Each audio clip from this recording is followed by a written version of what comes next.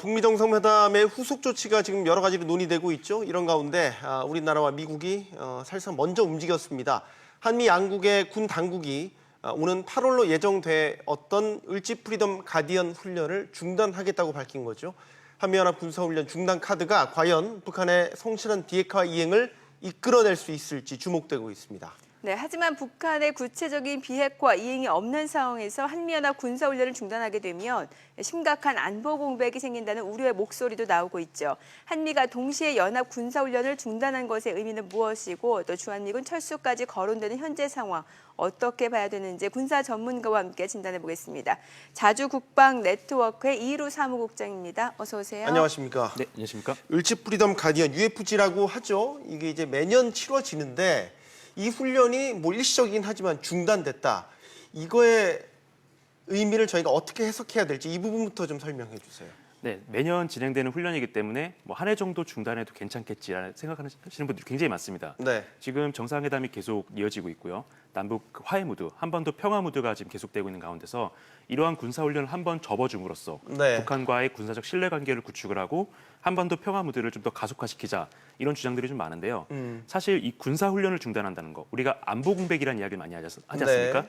미군 전력이 빠졌을 때 발생하는 것은 하드웨어적인 안보 공백이라면 이런 훈련을 중단함으로써 발생하는 안보 공백은 소프트웨어적인 것입니다. 그렇기 때문에 굉장히 심각한 그 상황이다라고 말씀을 드릴 수 있습니다. 네. 사실 저희가 아는 다른 한미 군사훈련, 뭐 예를 들어서 키 리조블 같은 것도 있는데 북미 정상회담 후속 조치로 지금 이제 가장 빨리 을지 프리덤 가디언 이 훈련이 중단이 됐단 말이죠. 그러면 이걸 사실 북한이 좋아할 것이다. 그래서 빨리 이 부분을 중단했다. 이런 해석이 가능한 겁니까? 네, 가장 빠르게 효과를 낼 수 있는 것이 바로 UFG인데요. 예. 사실 북한이 가장 두려워하는 것은 대규모 전략 자산이 전개하는 우리 3월, 4월 달에 하는 키리졸브 독수리 연습, 그리고 5월 달에 실시하는 대규모 공군 훈련인 맥선더 훈련, 그리고 12월 달에 하는 비즐런트 에이스라는 공군 훈련이 있는데요. 네. 사실 이런 공군 훈련에 미공군 전략 폭격기를 비롯한 대규모 전략 자산이 오기 때문에 사실 북한이 가장 두려워하는 것은 이런 훈련입니다. 근데 당장 8월 달에 가장 가까운 그 시일 내에 예정되어 있는 것이 이 UFG 훈련이기 때문에 이 UFG 훈련을 일시적으로 유예를 하고 우리가 이렇게 통 큰 결단을 했으니까 북한 너희도 통 크게 비핵화 조치에 협조해라라는 그런 메시지를 던졌다고 볼 수 있습니다. 네. 자, 지금 을지 프리덤 가디언 훈련이 이제 뭐 영구 중단된 게 아니고 일시적으로 중단됐고 이 단어를 좀 쓴 걸 보면은 서스펜드, 유예한다라는 거죠. 이게 그럼 구체적인 조건을 한번 따져보죠.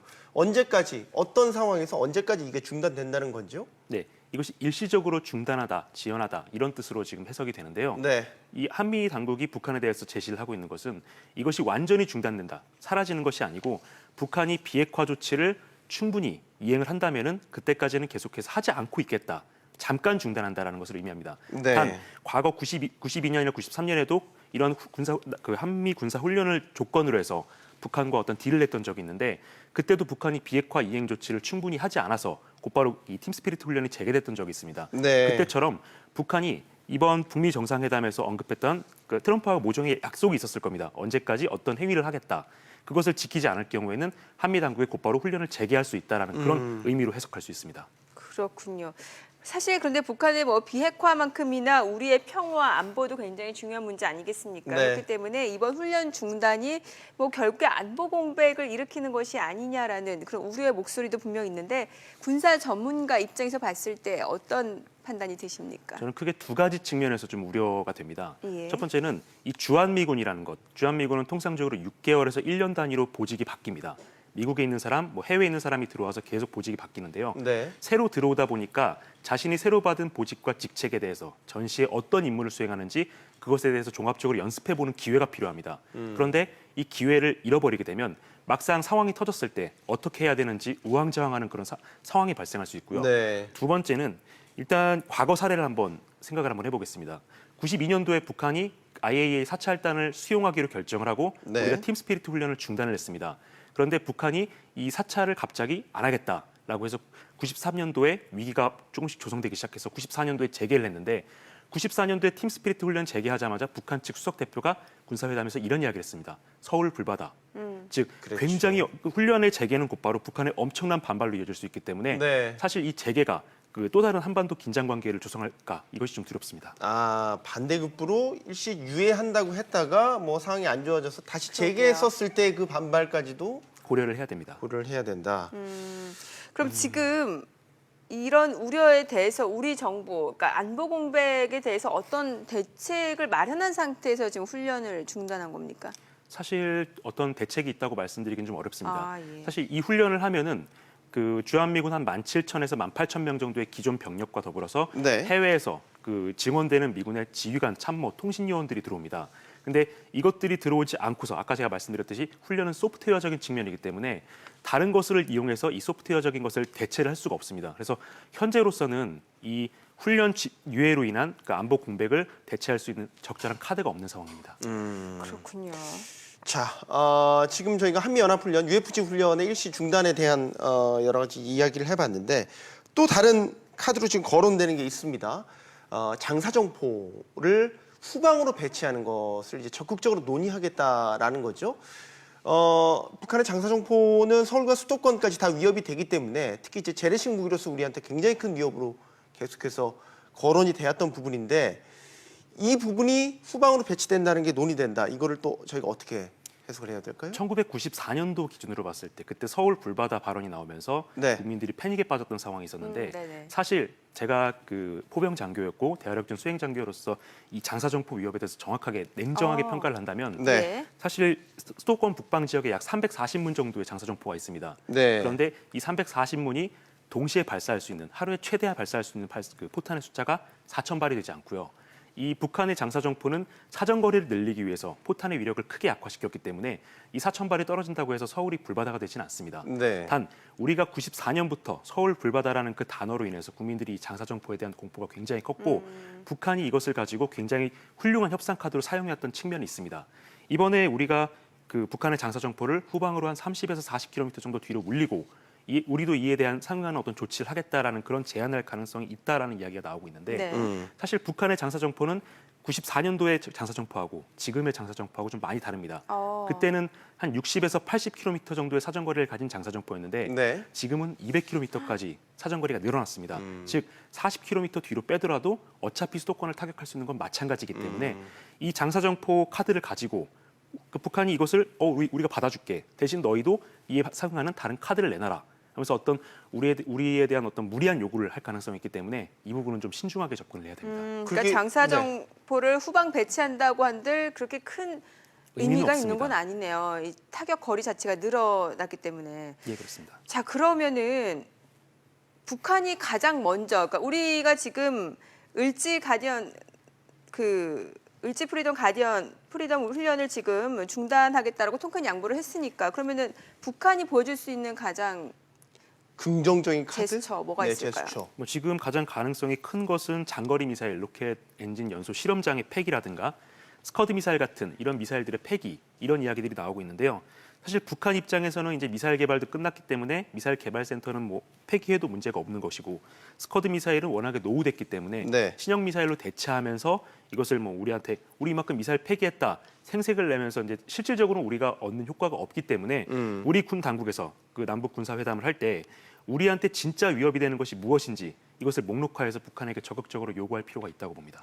뭐 순간적으로 드는 생각은 만약에 지금 사거리가 늘어나서 후방 배치가 큰 의미가 없다면 장사정포 자체를 숫자를 줄이는 그런 식의 논의를 하는 건 어때요? 그게 더 실질적이지 않을까요? 이것은 그 단순히 후방 배치 문제보다 네. 군축이랑 연결되기 때문에 이 군축이라는 것은 사실 완전한 신뢰관계, 군사적 신뢰관계가 형성된 다음에 가능한 것이거든요. 네. 그렇기 때문에 협상이 더 길어지고 복잡할 수 있어서 일단 단기적으로는 뒤로 빼는 이야기가 나오는 것 같습니다.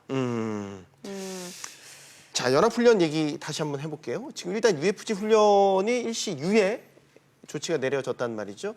자, 이런 분위기라면 지금 뭐 화해 무드고 평화 분위기가 워낙 뭐 호전적이니까요. 다른 연합훈련까지도 다 예를 들어서 이런 식의 유예 조치가 내려질 수 있는 가능성이 있다고 보십니까? 충분히 있다고 봅니다. 일단 그래요? 8월 달에 UFG 훈련이 있고요. 12월 달에 아까 말씀드렸던 북한이 가장 두려워하는 훈련이 있습니다. 비슬런트 에이스라는 연합 공군 훈련인데요. 작년 같은 경우에는 이 비슬런트 에이스 훈련에 F-22 같은 스텔스 전투기, 그다음에 전략 폭격기도 왔었습니다. 네. 그래서 이걸 가지고 북한이 굉장히 공포에 떨면서 상황을 조성을 했었는데 만약에 지금 현재와 같은 대화 기조가 계속 이어지고 북한이 비핵화 프로세스에 적극적으로 협조를 해준다면은 네. 12월 달에 북한이 가장 두려워하는 비슬런트 에이스 훈련도 연기되거나 취소될 가능성도 있습니다. 다른 네. 훈련까지도 영향이 분명히 있을 가능성이 있다.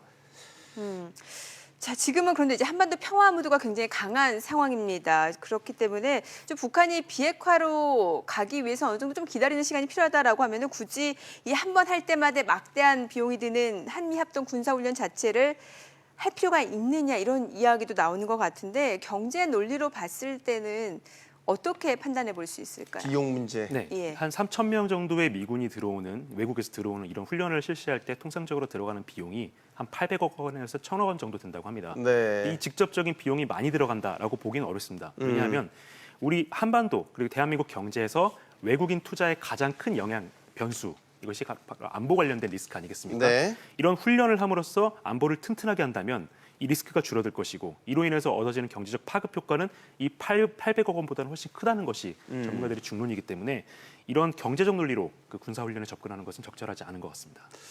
자, 근데 어쨌든 지금 대통령이 트럼프라는 것도 저희가 하나의 변수로 또 받아들여야 될 게 뭐 훈련 이런 식으로 하나 둘씩 줄여가고 결국에는 지금 주한미군 철수 카드까지 꺼내들 가능성이 충분히 있지 않냐.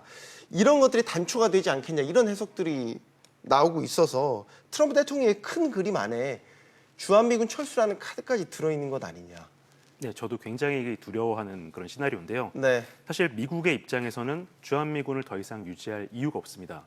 일단 트럼프 대통령은 그 경제인 출신입니다. 그 비용만 놓고 분석을 하자면 주한미군 1년 운영 유지비가 약 15조 원 정도 들어갑니다. 15조 원 이상이 들어가는데 여기서 우리가 부담하는 비용이 1조 원입니다. 그러면 산술적으로 미국은 매년 14조 원 정도의 어떤 경제적 지출을 방해하고 있다는 그런 상황인데요. 근데 그렇다면 주한미군이 14조 원어치의 어떤 전략적인 역할을 하느냐에 대해서 판단을 해봐야 되는데 지금 미국의 세계 전략에서 가장 두려워하는 상대는 중국 아니겠습니까? 네. 이 대중국 전략에서 이 과연 그 주한미군이 14조 원어치의 그 전략적 역할을 할 것인가에 대한 판단을 해봐야 되는데요. 안타깝게도 미국 합동참모본부가 지금 현재 그 수립하고 있는 그 공해상에서의 합동 작전적 접근 개념, 즉 유사시에 중국을 겨냥한 군사 전략 그 내용을 보면은 네. 한반도는 빠져 있습니다. 즉 한반도가 주한미군 전략에 포함되지 않고 중국을 상대하는 전략과 작전 계획이 수립되고 있기 때문에 네. 장기적으로 봤을 때는 비용만 많이 들어가고 전략적으로는 크게 도움이 되지 않는 주한미군은 미국 국내에서도 철수 이야기가 나올 가능성도 있습니다. 근데 사실 주한미군 철수 자체가 미국군이 우리나라에서 단순히 떠난다 이런 의미가 아니라 진짜로 주한미군이 철수하게 되면은 오히려 중국의 군사적 영향력이 더 커질 수밖에 없는 상황 아니겠습니까? 이 부분은 어떻게 볼 수 있을까요? 네, 맞습니다. 지금 중국이 국력이 급격히 강화되면서 예. 최근 그 대외 안보 전략의 기조를 돌돌피빈, 즉 상대를 거침없이 힘으로 압박한다라는 그런 전략 기조를 취하고 있습니다. 네. 지금 남중국해 지역을 보면은 이러한 중국의 그 굉장히 강력한 공세 때문에 뭐 서방치 국가들이 항행의 자유를 하면서 굉장히 긴장이 조성되고 있지 않습니까? 만약에 주한미군을 철수하게 될 경우에 현재는 미국과의 군사 동맹이기 때문에 중국이 가하지 않았던 그런 군사적 위협들을 우리에게 할 가능성도 있기 때문에 아마도 이런 중국의 군사적 위협에 우리가 직접적으로 노출되는 그런 상황이 될 것으로 보입니다. 과거 6.25 전쟁 발발 당시에 그 공산권이 남하하는 거를 이제 방어하기 위한 저지선을 당초에는 일본 선으로 이제 두려고 했단 말이죠. 근데 이제 그때 그게 이제 저지가 되면서 뭐 6.25 전쟁에 개입하는 뭐 그런 단초가 되기도 했는데 지금 주한미군 철수를 그때 논리로 같이 대입을 시켜 본다면 중국과의 어떤 패권 경쟁에 있어서 주한미군을 철수를 했었을 때 비용과 그 방어선을 내렸을 때 비용을 따져 본다면 그런 논리라면 주한미군 철수도 가능하지 않을까라는 네, 뭐 주한미군 시나리오 철수가 가능할 충분히 것 같은데. 가능한 상황이고요. 그 당시에는 에치슨 라인이라고 해서 네. 일본까지만 방어를 하겠다라고 했다가 공산권이 내려오니까 군사적으로 대응을 한 그런 사례가 아니겠습니까?